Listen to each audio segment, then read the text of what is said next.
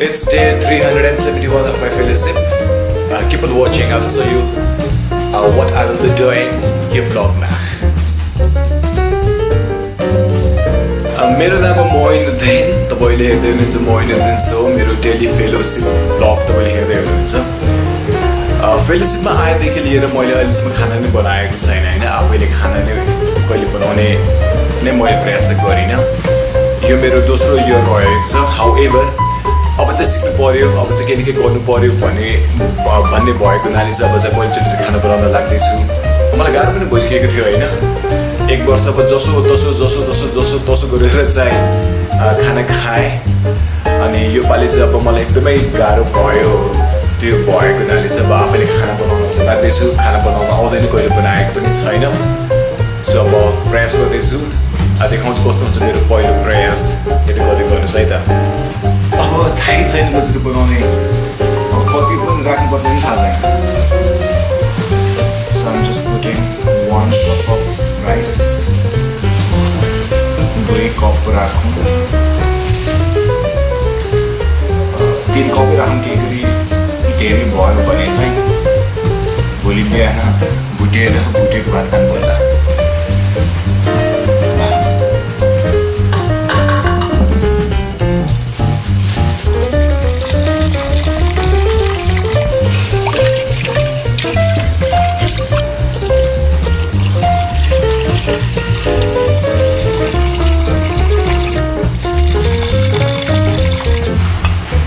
पानी चाहिँ मैले यति हालेको छु है. अब यति पानी धेरै हुन्छ कि थोरै हुन्छ थाहै छैन.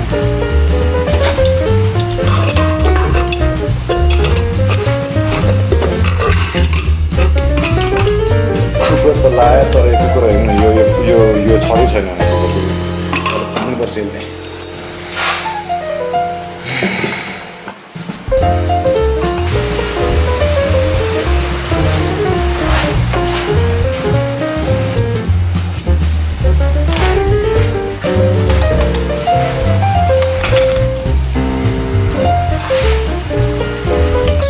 भात बसाले. अब हेरौँ के हुन्छ. कति सिटीमा पाक्छ त्यो पनि थाहा छैन.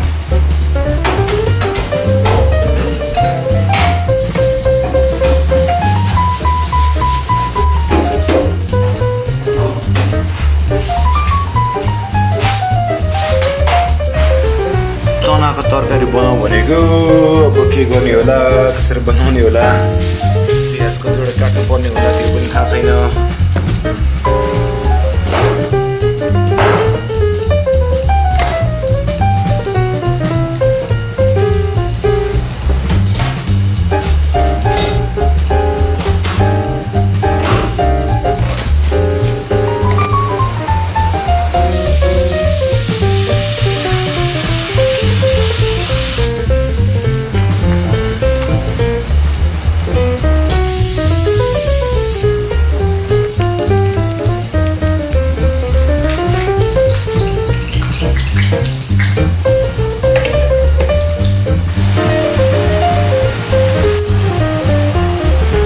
हालिदिउँ क्या यो प्याज यसमा.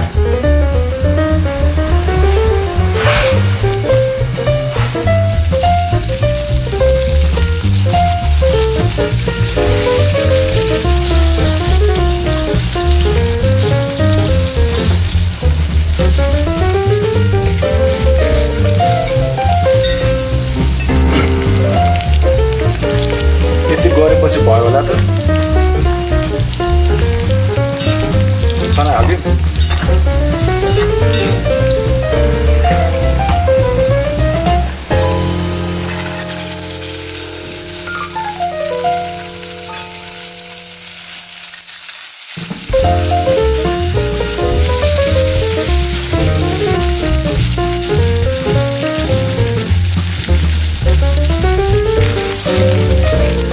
लाग्दैछ.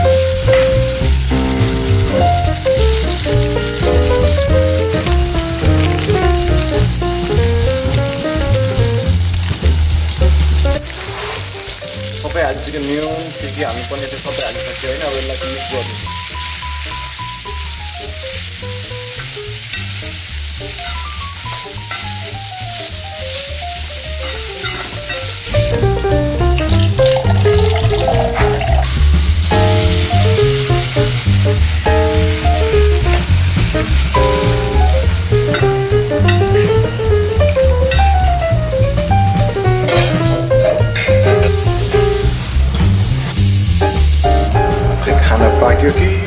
अगाडि पाइ यो खाना त पाइसके जस्तो लाग्यो तरकारी चाहिँ हेर्नु पर्यो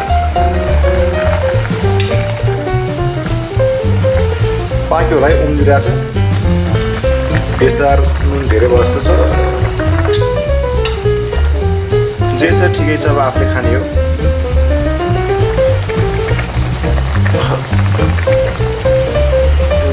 लेट्स सी के हुन्छ खाना पाकेको जस्तो चाहिँ मेरो त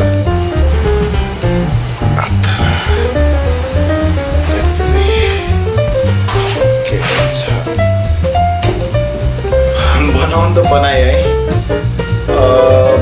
दाल चाहिँ बनाएन दाल बनाउन अब निकै टाइम लाग्ने भएको हुनाले मैले यसमै अलिकति झोल बेसी थपिदिएको चाहिँ छु होइन अलिकति बाटो भए बाटो के भयो भन्ने होइन अब टाइम त धेरै बजिसकेको छ यहाँ 8:30 बजिसकेको छ यहाँ रातिको सब खाना लाग्दैछु अब हेर्नु कस्तो हुन्छ कस्तो भयो थाहा छैन पहिलोचोटि बनाएको है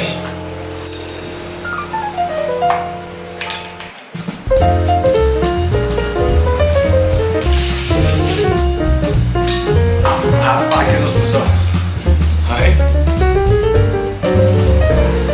भोलिसम्मलाई भात उल्लास छ है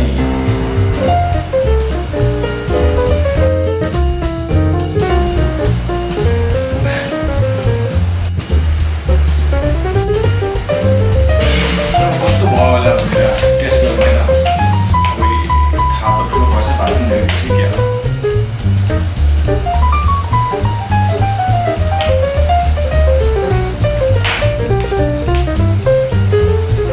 काँचै छ स्टिल खानु लागेको चाहिँ थाहा छ